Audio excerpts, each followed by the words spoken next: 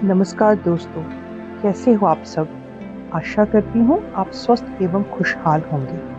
तो चलिए आज सुनते हैं कहानी माँ का दमा, जिसे लिखा है विश्व प्रख्यात लेखिका दीपक शर्मा जी ने। आपसे अनुरोध है, इससे पहले कि आप कहानी में खो जाएं, आप चैनल को सब्सक्राइब कर लीजिए ऐसी ही और बेहतरीन कहानियाँ सुनने के लिए। तो चलिए कहानी माँ का दमा शुरू करते हैं। पापा के घर लौटते ही ताई उन्हें आ घेरती है।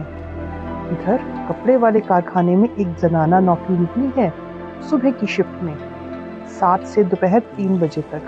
पगार 3,000 रुपए। कार्तिकी मजे से इसे पकड़ सकती है।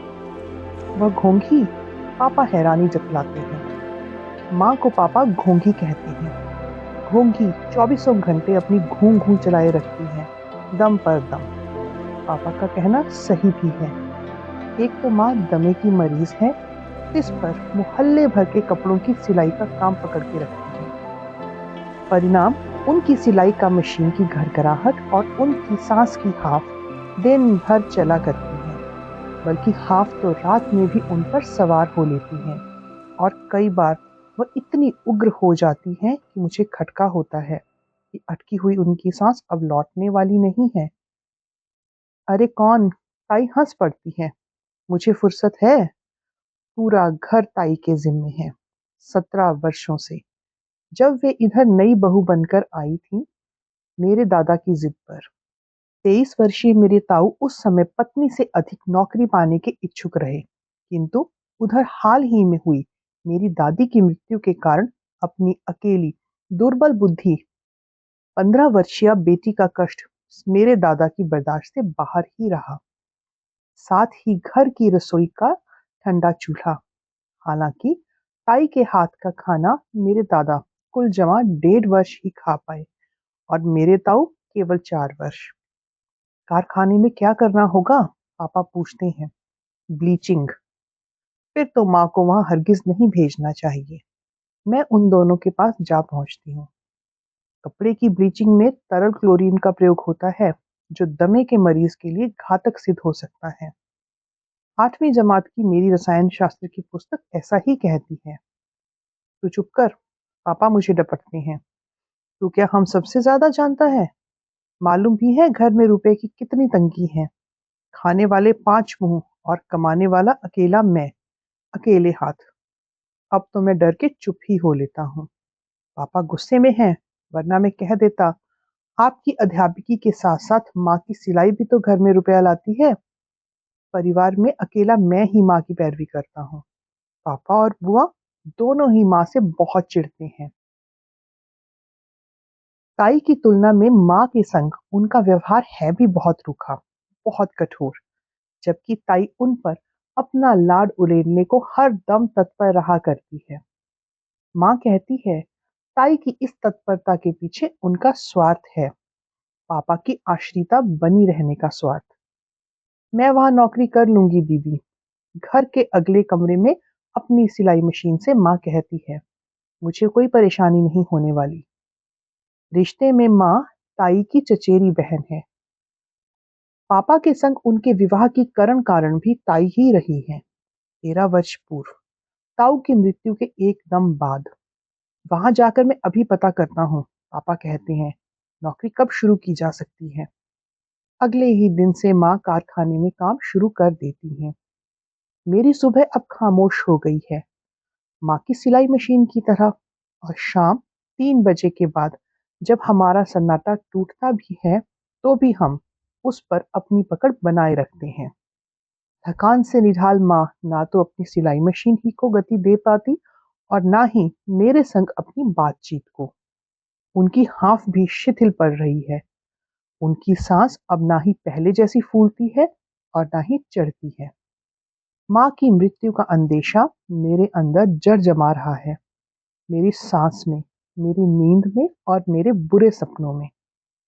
फिर एक दिन हमारे स्कूल में आधी छुट्टी हो जाती है, स्कूल के घड़ियाल के हथौड़े की आकस्मिक मृत्यु के कारण। जिस ऊंचे बुर्ज पर लटक रहे घंटे पर वह सालों साल हथौड़ा ठोकता रहा है, वहां से उस दिन रिसेस की समाप्ति की घोषणा करते समय वह नीचे गिर पड़ा। उसकी मृत्यु के विवरण देते समय हमारी क्लास टीचर ने अपना खेद भी प्रकट किया और अपना रोष भी। पिछले 2 साल से बीमार चल रहे उस हथौड़िए को हम लोग बहुत बार रिटायरमेंट लेने की सलाह देते रहे, लेकिन फिर भी वह रोज ही स्कूल चला आता रहा। घंटा बजाने में हमें कोई परेशानी नहीं होती। उधर स्कूल से मैं घर नहीं जाता, माँ के कारखाने का रुख कर लेता हूँ। माँ ने भी तो कह रखा है, उधर कारखाने में कोई काम करने में मुझे कोई परेशानी नहीं होती। माँ के कारखाने में काम चालू है। गेट पर माँ का पता पूछने पर मुझे बताया जाता है कि वो दूसरे हॉल में मिलेंगी, जहाँ केवल स्त्रियां काम करती हैं। जिज्ञासावश मैं पहले हॉल में जा टपकता हूँ। वह 2 भागों में बटा है। एक भाग में गट्ठों में कसकर लिपटाई गई ओटी हुई कपास मशीनों पर चढ़कर तेजी से सूत में बदल रही हैं, तो दूसरे भाग में बंधे सूत के गट्ठर करघों पर सवार होकर सूती कपड़े का रुख धारण कर रहे हैं। यहाँ सभी कारीगर पुरुष हैं।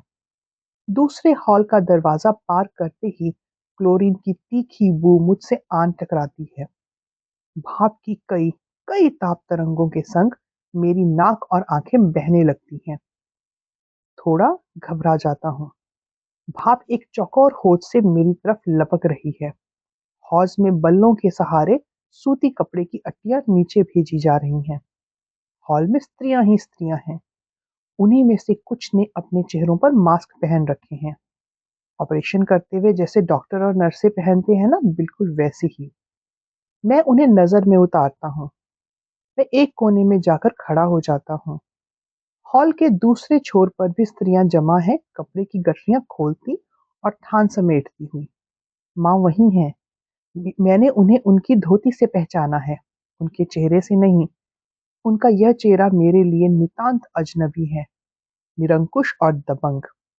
उनके चेहरे की सारी मांसपेशियां ऊंची तान में हैं।